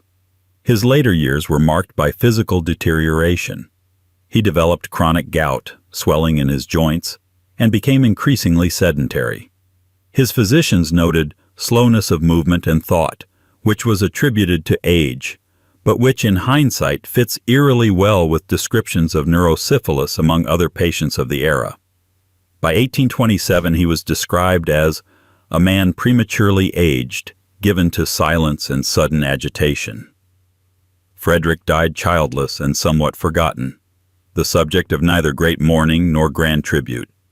His legacy, if remembered at all, lies in the nursery rhyme, The Grand Old Duke of York, a satirical jab at his indecisive military maneuvers. Though many believe the association is apocryphal, still, the rhyme lingers, as do the questions about his health, his silence, his disappearances, and what it means when the body of a future king slowly unravels without ever being crowned. But in our next case, the royal affliction isn't obscured by duty or buried in scandal. It's exiled to the Italian countryside, left to rot in semi-obscurity. A prince turned pretender, whose physical and mental decline became a cautionary tale, or perhaps a cover story for something no one dared diagnose outright. 15. Charles Edward Stuart, Bonnie Prince Charlie, 1720 to 1788. History remembers Charles Edward Stuart as a romantic failure, the gallant, doomed Bonnie Prince Charlie, whose dashing campaign to reclaim the British throne collapsed in the fog of the Scottish Highlands. The image has been burnished by time, a charismatic exile, noble in defeat, tragic in legacy. But the Charles who stumbled through the moors after Culloden is not the Charles who died 4 decades later in Italy, alone, frail, and slowly unraveling. And it's that forgotten version of the prince that offers a very different portrait. Not of glory lost, but of something more unsettling. A long, private decline marked by tremors, sores, paranoia, and whispers of an untreated illness, perhaps syphilis, that outlived the cause he once championed. In youth, Charles was a symbol. The young pretender, as the Hanoverians called him, was handsome, idealistic, and politically combustible. His 1745 rebellion electrified supporters of the Jacobite cause, drawing Highland clans to his banner and sending shockwaves through the British establishment. For a brief, improbable moment, it looked as though the Stuart dynasty might return. But then came Culloden, the final brutal battle of the uprising, and with it, the permanent exile of the prince who could have been king. What followed was not a graceful retreat into dignified retirement. Charles Edward's years after the failed rebellion were a study in deterioration. He drifted across Europe, Paris, Rome, Bologna, depending on the hospitality of monarchs who viewed him as both a relic and a liability. He drank heavily. His health collapsed in slow, episodic stages.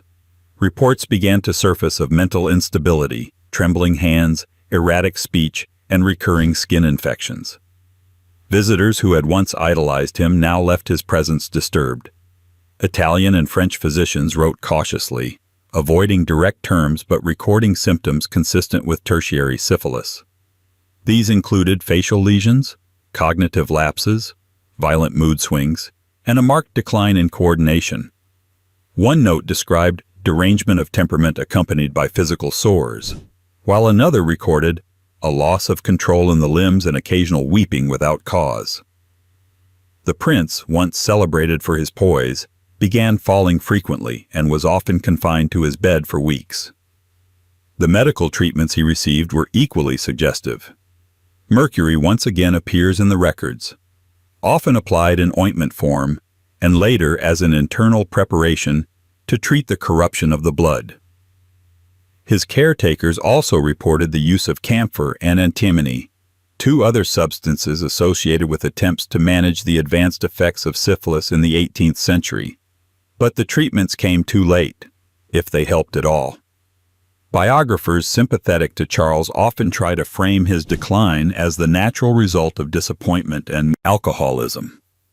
And those were certainly part of the picture. He had lost not just a war, but a place in history, condemned to live out his days as a footnote. His drinking accelerated after the death of his beloved daughter Charlotte, and his marriage to Louise of Stolberg was a catastrophe, marked by separation, bitterness, and yet more rumors of illness and contagion. But alcoholism doesn't explain everything. Not the sores, not the neurological deterioration, and not the strange secrecy that surrounded his death in 1788. No autopsy was ever made public. His embalming was delayed. The Italian attendants who prepared his body described it in a rare surviving note as greatly altered, of rough complexion and swollen at the joints. Such observations were cautiously worded, but their implication was clear. The prince's physical decline had been dramatic and likely painful. It's tempting to see Charles Edward Stuart as a metaphor, the beautiful dreamer brought low by reality. But metaphors don't bleed, and the body he left behind tells a more complex story, of a life dragged out long after the mythology had ended, and of a man whose affliction may have had nothing to do with politics, and everything to do with infection untreated and pain unacknowledged. The crown he failed to win was passed in time to another prince, not romantic, not exiled, but beloved by society. A king-in-waiting who moved in elite circles, entertained courtesans with impunity, and projected confidence well into his old age. But beneath the laughter and cigars lay his own share of secrets, and the lingering question of whether pleasure had come at a cost he never admitted. 16. King Edward VII, 1841 to 1910. King Edward VII was never supposed to matter much. For most of his life, he stood in the long shadow of Queen Victoria, waiting, aging, and enduring her disapproval. He was the eternal heir, the monarch in waiting who passed the time with tailors, mistresses, horse races, and late-night dinners. But when he finally took the throne at the age of 59, he surprised everyone, including himself, by proving to be an effective, even respected ruler. What he didn't shake, however, were the rumors that had trailed him for decades. Whispers of countless affairs, secret illnesses, and one particular diagnosis that refused to fade: syphilis. If syphilis was the disease of reputation, then Edward, known to friends and society as Bertie, was its ideal candidate. He was charming, perpetually restless, and surrounded by scandal from his teenage years onward. His lovers ranged from actresses to aristocrats, to a French courtesan who later published a thinly veiled memoir detailing their encounters. His appetite for indulgence was legendary. He smoked 12 cigars a day, consumed multi-course meals nightly, and once reportedly traveled with a custom-built chaise longue designed specifically for comfort during liaisons. This lifestyle didn't just earn him gossip, it practically demanded it. And among the gossip, one rumor grew louder than the rest, that somewhere along the way, perhaps in Paris or Biarritz or London's own shadowy salons, Bertie had contracted syphilis. The speculation was so persistent that his private physicians were forced, on more than one occasion, to deny it, discreetly of course, and only when the whispers began threatening political reputation. But the evidence, never direct, always suggestive, lingers.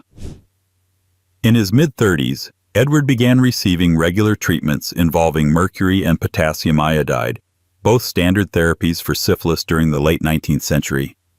Officially, these were prescribed for chronic throat inflammation and glandular irregularities, terms that could describe anything from a stubborn cold to a venereal infection.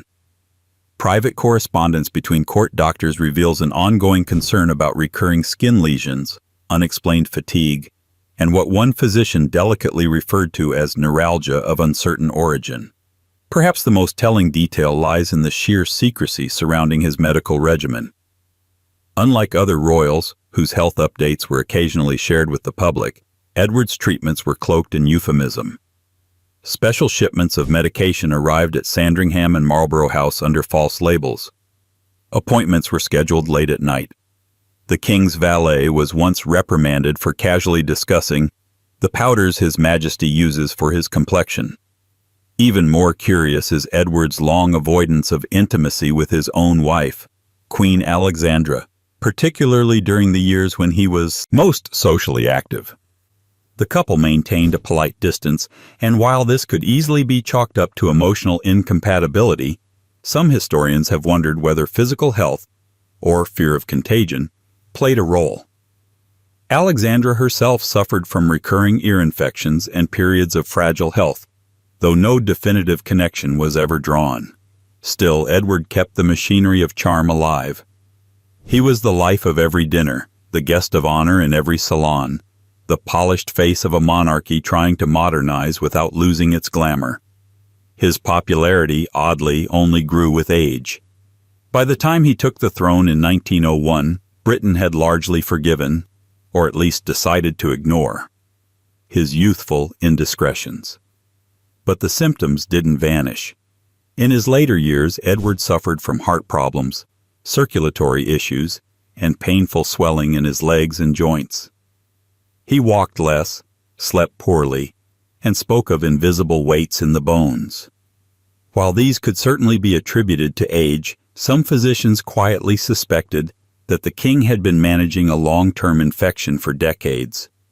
Whether it was ever treated effectively, or simply masked by the best medical pageantry the empire could offer, remains unknown. He died in 1910, at 68, after a series of heart attacks. The official cause of death was bronchitis and cardiovascular failure. There was no mention, then or later, of any venereal disease. The royal archives stayed silent. The monarchy moved on. But Edward's story, or at least the unconfirmed part of it, refuses to disappear. Because in him, the idea of syphilis isn't just about disease. It's about performance. The disjunction between the man and the mask. Between the decadence and the decay. Between the king who seemed untouchable and the possibility that something had been touching him all along. And while he ruled with a wink and a well-fitted waistcoat, the next figure in our long descent had no such polish. She entered the royal narrative through scandal, was exiled through politics, and carried with her rumors of infection that became ammunition in a war of public opinion. One waged not with swords but with whispers. 17. Queen Caroline of Brunswick, 1768 to 1821. In the annals of royal dysfunction, few stories cut quite as sharply as that of Queen Caroline of Brunswick, estranged wife of George IV, exiled queen, reluctant tabloid icon, and by some accounts the alleged carrier of a foreign disease that may or may not have changed the course of British history. Her name has long been wrapped in scandal, not least because of the deeply public and grotesquely personal war waged against her by her husband, a man whose own reputation was hardly built on restraint. The official story is messy enough. Caroline was a German princess, married off to the then Prince of Wales in 1795 in what was clearly a diplomatic arrangement with none of the usual attempts at civility. George reportedly disliked her on sight, declared her undisciplined, unclean, and vulgar, and abandoned her almost immediately after the birth of their only child, Princess Charlotte. The two lived apart for decades, their feud evolving into a transnational Cold War of accusations, veiled insults, and escalating embarrassment for the crown.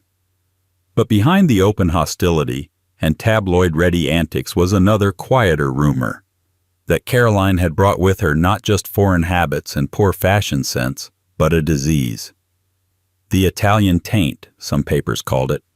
Others, more direct, simply referred to a pox upon her house. The implication was syphilis, acquired, some claimed, during her years abroad in Italy, where she traveled freely and surrounded herself with a menagerie of artists, musicians, servants, and companions whose proximity to her was deemed suspicious by English courtiers. At the heart of the allegation was a man named Bartolomeo Pergami, an Italian servant whom Caroline elevated to the position of chamberlain, accompanied on nearly every journey, and, most scandalously, shared quarters with. The relationship was never officially defined, but the rumors of intimacy, and by extension infection, soon began circulating in both aristocratic drawing rooms and the early tabloid press. These rumors didn't exist in a vacuum. George IV, ever the image-conscious adversary, was eager to frame Caroline not just as an embarrassment, but as a danger. His legal team's so-called Pains and Penalties Bill of 1820, designed to strip her of the title of queen and dissolve the marriage, included carefully curated testimonies that painted her as morally reckless, unclean, and physically compromised. One Italian witness claimed she had suffered from eruptions of the skin. Another swore she had a foreign doctor who brought mercury in secret. The terms were vague, the tone moralizing, and the effect unmistakable. Did she have syphilis? There's no proof. But the very fact that the charge was wielded against her so strategically says everything about how such diseases functioned in royal narratives, not just as medical conditions, but as moral accusations. Syphilis in a woman was not simply an illness. It was a character indictment, a declaration of sexual recklessness and political unsuitability. And for Caroline, it became another weapon in the long and bitter campaign to erase her from the throne and the public's sympathy. But that campaign failed. Caroline returned to England in 1820, the year George became king, and demanded recognition as queen. The public, weary of George's extravagance and amused by Caroline's defiant energy, rallied behind her. When she was barred from attending George's coronation at Westminster Abbey, crowds rioted in protest. Her health by this point was visibly deteriorating. She was often ill, suffering from bloating, stomach pain, and fatigue. Some claimed she had been poisoned. Others whispered that her illness was merely the final stage of what had been festering for years, a disease both literal and metaphorical. She died just weeks after the coronation, officially of an intestinal obstruction. No autopsy was performed, no answers given. Just a hasty funeral, minimal ceremony, and a legacy that has continued to shift depending on who's telling the story. What makes Caroline's case so compelling isn't whether the rumor was true. It's how eagerly people wanted it to be true, how her foreignness, her defiance, and her refusal to be silent made her the perfect target for a diagnosis that doubled as a condemnation. In her, disease became metaphor, for rebellion, for female agency, for refusing to disappear. And the man at her side throughout those bitter years, silent, pale, and nearly invisible in official history, wasn't immune to suspicion either. Her royal consort, Prince George of Denmark, was the next to draw quiet speculation. Not for scandals of passion or power, but for the illnesses that seemed to mirror hers too closely to ignore. 18. Prince George of Denmark, 1653 to 1708. Few royals have slipped through history as quietly as Prince George of Denmark. Married to Queen Anne of Great Britain, George occupied a strange position, husband to a reigning monarch, but never quite a political force in his own right. He wasn't dashing, he wasn't dramatic, and he wasn't particularly clever. In fact, by most accounts, he was dull.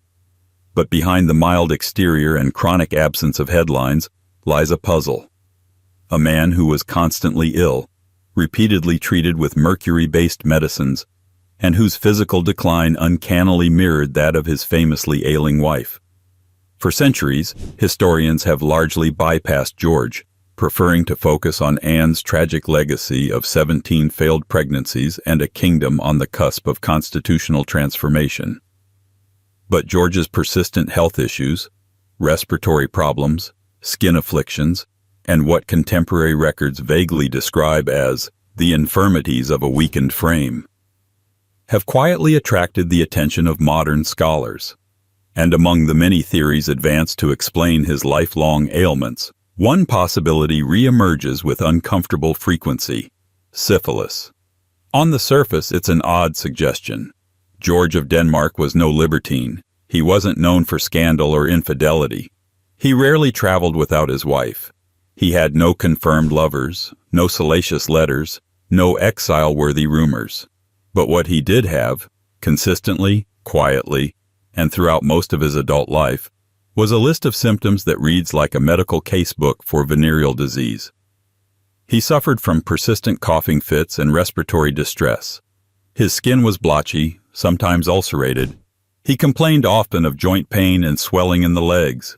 His energy waxed and waned erratically, and he spent long periods confined to bed with what the royal physicians called a systemic complaint of indeterminate origin. The treatments? A familiar litany: mercury ointments, cleansing vapors, and herbal tinctures commonly used in syphilis care at the time. None of this was acknowledged as such, of course, not officially, but the use of mercury again and again demands explanation. There's also the curious parallel between George's symptoms and those of Queen Anne. While hers were primarily reproductive, multiple miscarriages, stillbirths, and early infant deaths, she too experienced joint pain, swelling, fatigue, and skin problems. Some modern historians have speculated that both Anne and George may have suffered from a shared infection, possibly passed early in their marriage, possibly congenital, possibly something never diagnosed properly due to the limited medical understanding of the time. Was it syphilis? We can't say for certain. But the fact that this theory has persisted, despite a complete absence of scandal in George's public life, tells us something about how disease operates in royal mythology. When scandal isn't available, symptoms speak louder. And George's symptoms, though never publicly condemned, never disappeared either. His court duties were limited, often symbolic. He held the title of Lord High Admiral, but wielded little real authority. He was devoted to Anne, by all accounts loyal and affectionate, and accompanied her during many of her most painful public moments. But his physical fragility stood in constant contrast to the stoicism demanded of monarchy. During state events, he was often propped up, kept sitting, or replaced entirely. The public began to notice. One courtier, writing anonymously, described George in his final years as a shadow of a man who breathes but does not move. Another noted that his complexion had become dull and drawn, with hands that trembled and eyes that no longer held focus. Again, none of these observations are proof of syphilis, but they are consistent with what modern medicine recognizes as late-stage complications of the disease, particularly when left untreated or poorly managed over decades. George died in 1708, long before Anne. His funeral was appropriately royal but emotionally subdued. Anne, devastated, withdrew further from public life and never remarried. She reportedly kept his portrait beside her bed until her own death 6 years later. In their quiet, afflicted companionship, they formed one of the most tragic royal partnerships in British history. And yet, even in death, George remained a figure of mystery. He left behind no journals, no revealing letters, no confessions of illness, only a body that broke down steadily and suspiciously, and a medical trail marked with substances far too specific to be coincidence. The next monarch left a similar trail, though with far more public vigor. He lived longer, ruled louder, and warred more often, but his symptoms, too, told a different story. A king of temper and empire, whose hidden infirmities began to echo the same old questions. What did the body hide, and how long could it pretend? 19. King George II, 1683 to 1760. King George II was the last British monarch to lead troops into battle, but that's not what he's remembered for. Not really. Instead, his name sits somewhere between historical footnote and transitional figure. A man caught between eras, neither romantic nor revolutionary. He presided over a growing empire, clashed with his ministers, outlived most of his children, and watched Britain slide toward modernity, all while his own body was slowly breaking down behind palace walls. And as with so many royals of his line, there are signs, subtle, scattered, and strangely persistent, that his ailments may not have been entirely natural. George II was not a flamboyant king. He lacked the theatrical flair of his father, George III, and the intellectual mystique of his grandson, George III. He was methodical, irritable, and rigid, famous for his short temper and even shorter attention span. But beneath the routines of his reign was a medical history that reads like a trail of unanswered questions. Recurring skin eruptions, tremors, heart palpitations, and a lifetime of mercury-based treatments that raise the same old whisper: syphilis. To understand why the rumor exists at all, you have to look at the pattern. George II suffered from chronic health problems that were, by contemporary standards, both unusual and strangely treated. Reports from his physicians describe intermittent fevers, rash-like complaints upon the trunk and scalp, and nerve agitation. A phrase used repeatedly to explain sudden mood shifts, fatigue, and involuntary movement in the hands and arms. From his early 50s onward, he began showing signs of what was delicately termed mental stiffness, reduced clarity in conversation, delayed responses, and an increasingly short temper. His correspondence became erratic, and at least one foreign ambassador noted that the king appeared absent even in his presence. While none of these symptoms alone confirm anything, they fit disturbingly well within the broader picture of a slowly progressing neurological disorder, one that at the time would have remained undiagnosed, misattributed, or deliberately obscured. Then there's the mercury. George II was treated frequently with compounds containing mercury chloride, administered through ointments, pills, and inhalations.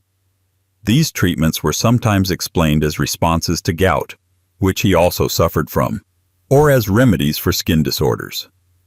But mercury was not a common go-to for gout in that period. It was, however, the primary weapon against venereal disease, particularly syphilis in its secondary and tertiary stages. It is important to note that George II's court, like others of the time, maintained a culture of deep secrecy around royal health. The king's body was not a private matter. It was a national symbol, a metaphor for the health of the state. A monarch's illness could spook markets, unsettle colonies, or embolden rivals. So physicians walked a delicate line, encoding symptoms in vague terminology, publishing sanitized bulletins, and keeping detailed records behind locked doors. Yet not all records were erased. German medical observers, less restrained than their British counterparts, occasionally let details slip in private writings. One described the king's condition in his later years as a nervous decay of long-standing origin. Another referred to old cures that wear out the man faster than the malady. These are the sorts of sideways comments that don't prove a thing but refuse to be ignored. George II's later life was marked by increasing reclusiveness. He grew distrustful of his advisors, paranoid about plots within his family, and obsessed with his own mortality. He demanded regular updates from his physicians, sometimes multiple times per day, and was known to inspect his own body in the mirror with clinical detachment. He feared collapse, and in the end, that's exactly what happened. On the morning of October 25, 1760, George II rose early, drank his usual chocolate, and went to his lavatory, where he suffered an aortic aneurysm and died almost instantly. His sudden death spared him the drawn-out decline that had haunted his later years. But it didn't erase the questions. No full autopsy was released to the public. The royal physicians issued only a brief cautious statement. The symptoms he exhibited in life were never explained, and the strange, lingering smell of mercury, reported by one palace servant after his death, was politely dismissed. Was George II another royal case of untreated or masked syphilis? No one can say. But his medical history, like so many others in this lineage, remains a half-buried truth. Not erased, just left to rot under polite silence. And the silence deepens with our next royal. A man who ruled in exile, converted to Catholicism, and lived a youth soaked in libertinism before fleeing into the arms of foreign physicians and French secrecy. His reign, like his body, collapsed under pressure. But not before he too was accused of harboring a disease he'd never publicly name. 20. King James II, 1633 to 1701. To his enemies, King James II was a tyrant in training, a Catholic monarch in a Protestant land, a man whose every decision seemed to edge the country closer to papal domination. To his supporters, he was a misunderstood reformer, a devout and principled king fighting against hysteria. But buried beneath the political polemics and theological debates was another thread, quieter, subtler, and whispered rather than printed. That James, like several of his royal ancestors and successors, may have suffered from syphilis. It's a claim not found in state papers or coronation records, but in gossip, letters, and medical euphemisms. And like most royal medical mysteries, it hinges less on open confession and more on a puzzle of symptoms, treatments, and secrecy. James's youth was far from tame. Long before he wore the crown, he had lived in exile in France, served in foreign armies, and enjoyed a reputation for military competence and personal indulgence. He fathered illegitimate children, kept mistresses, and moved in aristocratic circles where discretion was optional and privacy was a luxury.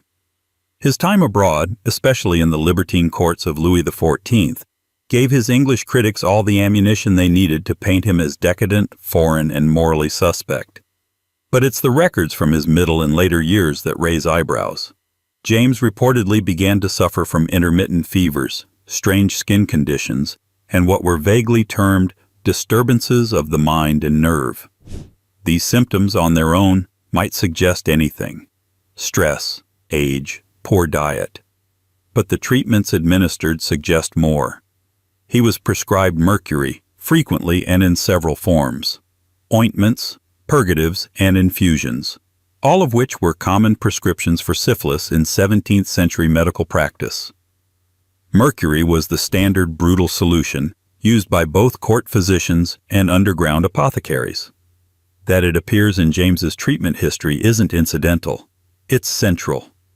He also received calming vapors and bloodletting, which together point to attempts to manage pain, inflammation, and what one French doctor reportedly called the fire in his bones, a phrase often associated with venereal afflictions at the time.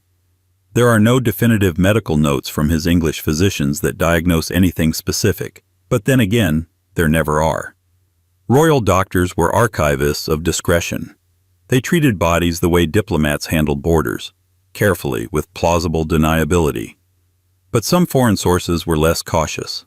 A dispatch from a Dutch ambassador referred to James as being ill with a condition not named in the court bulletins. Another French account mentioned a disorder acquired before the sacrament, a not-so-subtle jab implying that his illness predated his conversion to Catholicism and was not of spiritual origin. His public image didn't help. James was often described as irritable, short-tempered, and prone to unpredictable changes in behavior. Some attributed this to his paranoia about plots and betrayal, not unjustified given the events of the Exclusion Crisis and the Glorious Revolution. But others noted a pattern that went beyond politics. His servants recorded spells of great discomfort, during which he withdrew from meetings, complained of pain in his legs and back, and sometimes refused food for days. After being deposed in 1688, James fled to France, where he lived under the protection of Louis XIV at the Château de Saint-Germain-en-Laye. His exile was quiet, but filled with illness. He grew frail. His eyesight faded. He became increasingly religious, but also increasingly reclusive. Some observers noted that he had sores on his face and arms, usually explained away as the effects of gout or age, but which bore an uncanny resemblance to tertiary stage skin lesions described in medical texts of the period. He died in 1701, aged 67. The cause was recorded as a brain hemorrhage brought on by a stroke. Plausible, though strokes were often used as catch-all explanations when deeper causes were too impolite to mention. His body was interred with little ceremony, and his legacy was quickly divided along political lines. To Jacobites he was a martyr, to Whigs a cautionary tale, to medical historians a mystery. What we're left with is another royal body that deteriorated under the weight of both physical affliction and historical interpretation. Whether James II suffered from syphilis is still an open question, but the clues, the symptoms, the treatments, the coded language suggest a hidden burden. One not confessed, not confirmed, but preserved like everything else in royal history, behind layers of performance, politics, and polite silence. And now we travel further back, to a young nobleman whose marriage was marked by chaos, his behavior by volatility, and his demise by whispers of moral rot. A man whose life unraveled so quickly that even his contemporaries described him in terms more clinical than courtly. 21. Henry Stuart, Lord Darnley, 1545 to 1567.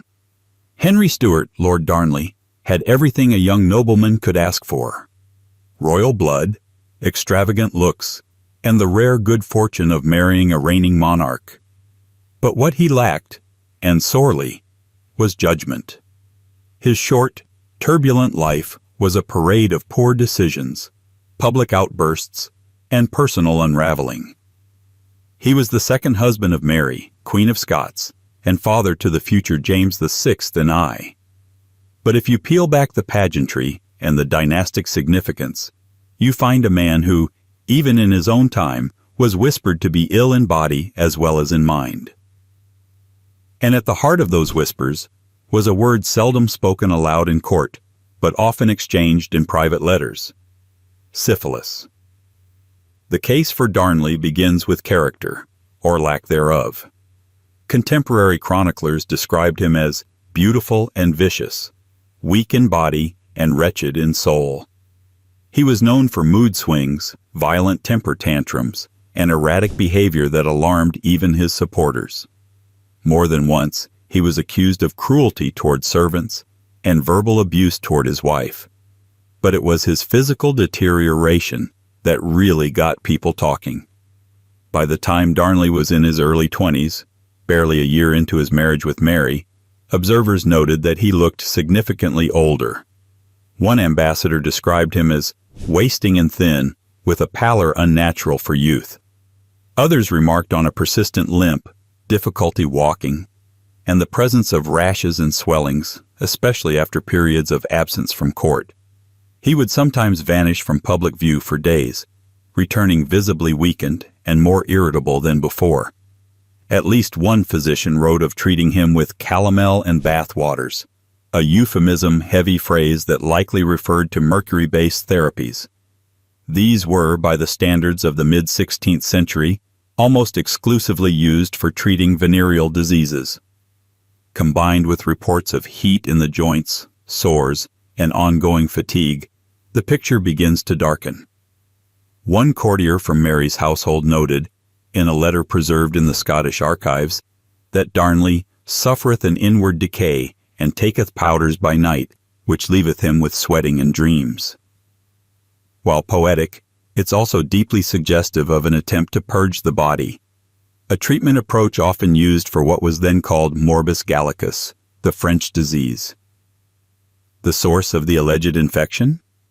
Speculation ranged widely. Some claimed Darnley had been infected prior to his arrival in Scotland, during his years in England and France, where he moved freely through courts and salons with a reputation for vanity and flirtation. Others believed he contracted the disease after his marriage, during one of his many rumored liaisons. Either way, by 1566, Darnley's condition had worsened, and so had his political fortunes.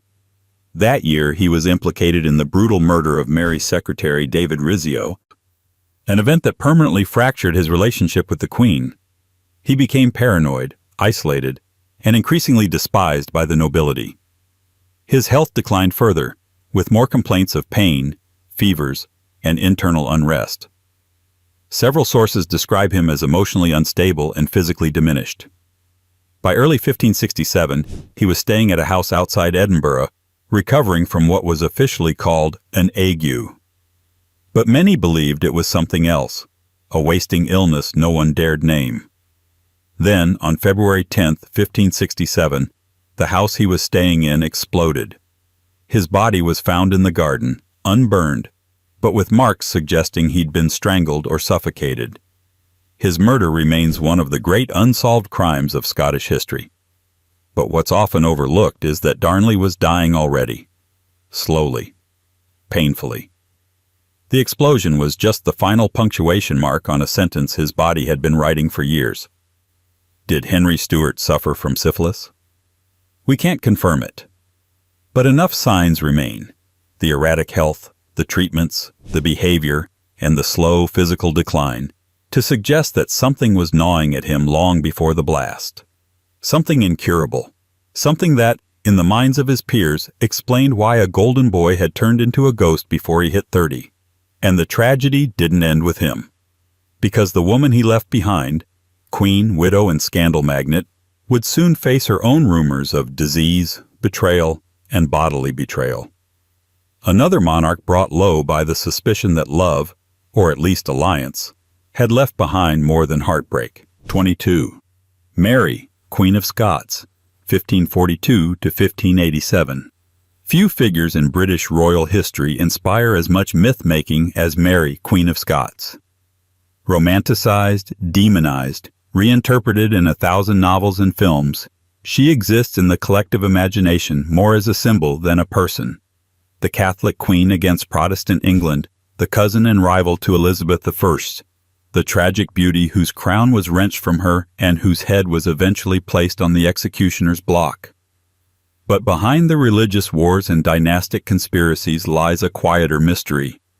A woman whose body betrayed her long before the axe did. A woman who may have suffered, privately, speculatively, from the same affliction that plagued her doomed husband, Lord Darnley. There is no confirmation that Mary contracted syphilis. There are no surviving records of diagnosis, and certainly no public mention of it during her lifetime. But the circumstantial case, built over centuries from scraps of correspondence and retroactive medical analysis, is enough to raise eyebrows. After all, she shared a bed, and a brief, disastrous marriage, with a man who exhibited several signs of advanced venereal disease. And shortly after that union began to crumble, so too did Mary's health. Contemporary sources describe Mary as increasingly frail during and after her time with Darnley.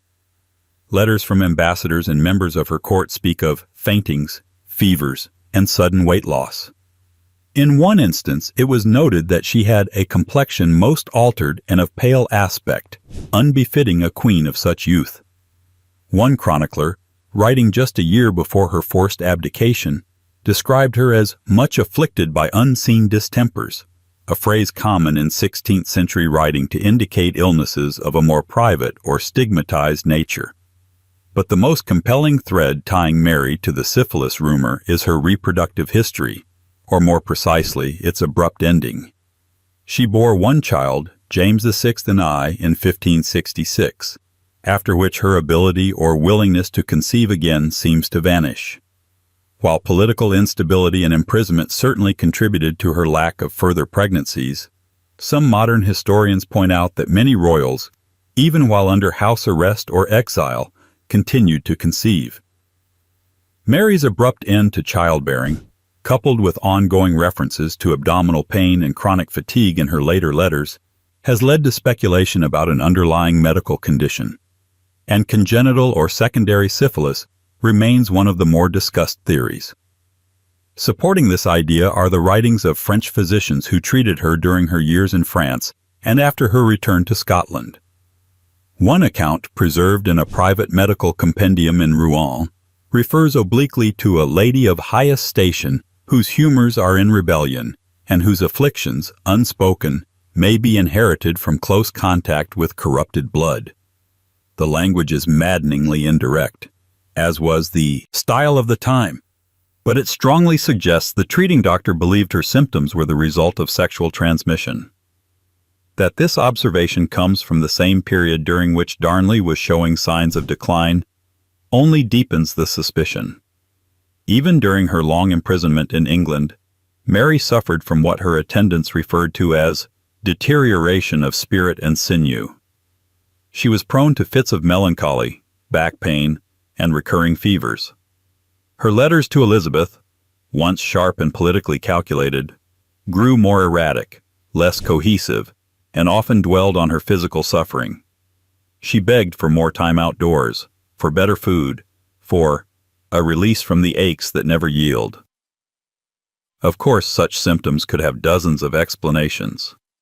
Poor prison conditions, emotional trauma, age. But the coincidence of her failing health, her connection to Darnley, and the secrecy that surrounded her medical treatments has led more than one historian to quietly float the theory. If Darnley had syphilis, did he pass it to Mary? And if he did, was that not only the cause of her declining health, but also another tragic thread in a life already knotted with loss? Mary was executed in 1587 after 19 years in captivity. Her death was political, her trial a farce, her legacy a battleground. But her body, even before the axe, may have already been in slow revolt, shaped and possibly ruined by the same courtly love that first bound her to power. And as we move forward in this royal lineage, we meet another man forged by war, scandal, and indulgence. A royal soldier whose legacy is buried under military medals, romantic exploits, and a skeleton that may have told a quieter, crueler story. One of aching bones, decaying joints, and the telltale marks of a disease with no regard for nobility. 23. Prince Rupert of the Rhine, 1619 to 1682. Prince Rupert of the Rhine lived a life that would exhaust most biographers. Soldier, privateer, scientist, artist, colonial administrator, he was the kind of figure who seemed to spring from historical fiction, too dramatic to be real and too relentless to be ignored. Born into war, raised in exile, and eventually elevated to a position of near legendary status within the English Civil War, Rupert was many things, but delicate was not one of them. He is remembered most vividly as the royalist cavalry commander who slashed through parliamentarian forces with youthful zeal and continental flair. Tall, charismatic, and battle-hardened, Rupert became a symbol of royalist ferocity, and, depending on whom you asked, either a romantic hero or a brutal opportunist. Yet behind the military campaigns and adventurous aura lies a man who, in his later years, began to deteriorate in a way that puzzled friends and physicians alike. And from those final decades, a theory has emerged, quietly, carefully, and only in certain historical circles, that Prince Rupert, long after laying down his sword, may have suffered from the effects of syphilis. To be clear, Rupert's early years were marked more by action than affliction. He was wounded in battle multiple times, imprisoned by the Holy Roman Emperor as a teenager, and spent much of his youth galloping across Europe in a haze of military campaigns, political schemes, and noble appointments. He was dashing, erratic, and often polarizing, but never frail. Not then. The signs emerged later, in the 1660s and 1670s, after the Restoration. As Charles II reclaimed the throne, and Rupert returned to prominence as an admiral, investor, and founding figure of the Hudson's Bay Company, his body began to falter. He developed persistent joint pain, particularly in his hips and knees, and was frequently described as walking with difficulty. He withdrew from public engagements. His letters became less frequent and often mentioned the ache of bones that do not answer to rest. By the 1670s, he was no longer the tireless figure of legend, but a man in visible pain. What makes the syphilis theory more than idle guesswork are the treatments and the silence that followed them. Rupert was reportedly treated with compounds that included mercury and antimony, both standard treatments for syphilis in the 17th century, particularly for those suffering from what was then called morbus gallicus, or the French disease. Physicians in his household never named the illness directly, but referred to a condition of deep-rooted origin and a disorder acquired abroad. These phrases, too polite to be diagnostic, strongly hint at a venereal source. Moreover, Rupert's later ailments included tremors, dental deterioration, vision problems, and cognitive fog, symptoms associated with tertiary syphilis, the form that affects the nervous system and organs after years of silent progression. Those who visited him during this time described him as uncharacteristically subdued, frequently agitated, or lost in his own weather. Gone was the sharp-tongued soldier who had once mocked Cromwell on the battlefield. In his place was a figure increasingly burdened by something that could not be spoken of openly. Unlike many royals on this list, Rupert was not especially secretive about his earlier exploits. He fathered illegitimate children, maintained relationships with actresses and courtiers, and was widely known for his disregard for moral expectations. But illness, especially one associated with sexual conduct, remained taboo. And so, whatever afflicted him in his final years remained cloaked in the same royal euphemisms that had buried so many similar stories: dropsy, infirmity, rheumatism of the spirit. He died in 1682 at the age of 62. No official cause of death was recorded beyond a vague reference to natural decline. There was no scandal, no inquiry, no autopsy. Just another royal death recorded with respect and averted eyes. But the body tells its own story, even centuries later.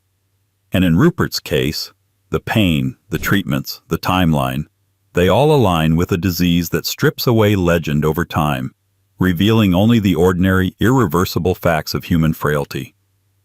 And what of those born into royal illegitimacy? The children of kings, raised in shadow, never destined to rule, but still touched by the same afflictions, perhaps even more vulnerably. One such child died young, obscure in the historical record, but with enough troubling symptoms to suggest that the sins of the father were not buried quite so easily. 24. Henry Fitzroy, Duke of Richmond, 1519 to 1536. In the Tudor world, illegitimacy wasn't always a curse, at least not if your father happened to be King Henry VIII. Henry Fitzroy, the king's only acknowledged illegitimate child, was born into a strange kind of royal twilight. He would never inherit the throne, but he was raised like a prince, given grand titles, and doted on by a monarch desperate for a male heir. At just 6 years old, Fitzroy was made Duke of Richmond in Somerset, and from that moment on, the court began to quietly speculate. Was this the boy Henry VIII intended to make his successor? It didn't happen. Fitzroy died suddenly at the age of 17, after years of recurring illness and unexplained weakness. The official cause was consumption, the catch-all term for what modern readers might recognize as tuberculosis. But even in his own time, some at court weren't convinced. His symptoms, pale complexion, wasting frame, chronic fatigue, and according to one source, rash and flux upon the limbs, didn't entirely match the tidy narrative of tuberculosis. Nor did the treatments he received, which, by some reports, included mercury-based compounds. And when you add in the lingering, shadowy question of his father's own health, and the long-standing rumor that Henry VIII himself may have suffered from syphilis, another possibility begins to form. Could Henry Fitzroy have been born with congenital syphilis? It's a theory that has haunted Tudor historians for decades. If Henry VIII did indeed suffer from the disease, particularly in its latent stage during his many extramarital affairs, it's not inconceivable that he could have passed it on to a child, especially one conceived outside of marriage, with less medical oversight and no religious sanction. Fitzroy's mother, Elizabeth Blount, was a lady-in-waiting and the king's mistress. Their son was celebrated, but his early health was fragile. From a young age, Fitzroy was described as thin, often sickly, and prone to long absences from court due to delicate condition. Reports from his adolescence mention persistent fevers and a drawn, tired appearance. He never grew into the robust, athletic form so prized by his father. A Venetian ambassador once described him as a noble boy with the face of a ghost. His voice reportedly broke late, and his physical development lagged behind that of other young nobles. What's more intriguing and concerning is the rush to marry him off in 1533 to Mary Howard, daughter of the Duke of Norfolk. The marriage was political, but unusually hasty.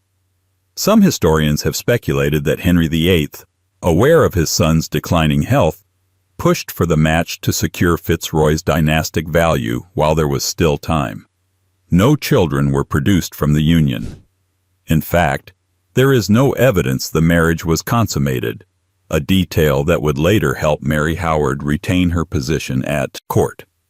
Fitzroy's death in 1536 was sudden, but not shocking to those who had watched his health slide for years. He died quietly, away from court, and was buried with little ceremony, a stark contrast to the grandeur of his short life. The king, famously sensitive to reminders of mortality, barely acknowledged the event. Some have read this as emotional repression. Others suggest something colder, that Henry, already obsessed with the idea of sin and divine punishment, feared the death said more about him than about the son. If Fitzroy did die from complications of congenital syphilis, it would mark one of the earliest and most tragic examples of royal succession being shaped by disease.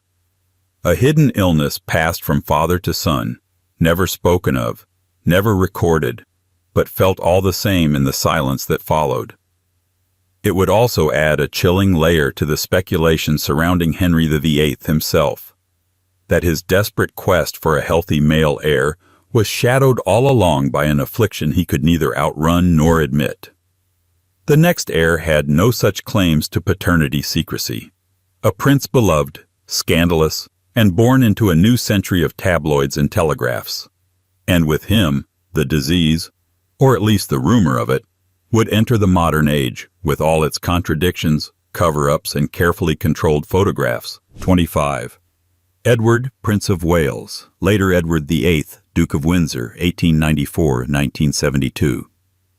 By the time Edward VIII took the throne in 1936, he had already been a prince far longer than he would ever be a king.